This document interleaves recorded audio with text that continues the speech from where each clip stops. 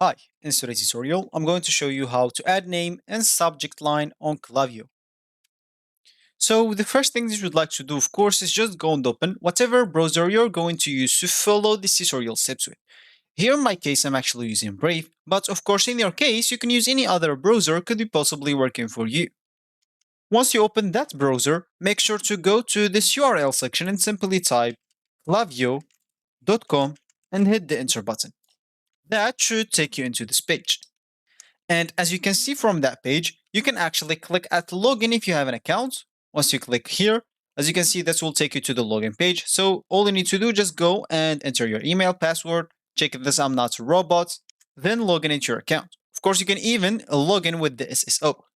If you don't have a Klaviyo account, you can click at let's get started so you can actually create your account. Just fill all the information needed here to create your account. And of course, click at Get Started to create your account.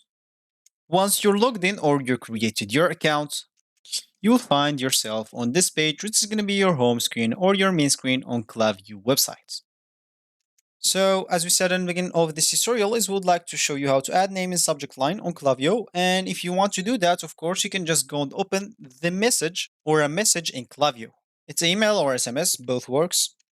For me, if I click at this conversation sections, as you can see, I will not find any email or SMS because I did not send any. But for you, of course, simply once you open your message from here, just copy the following variable. It's going to be the first underscore name default 2 dots there.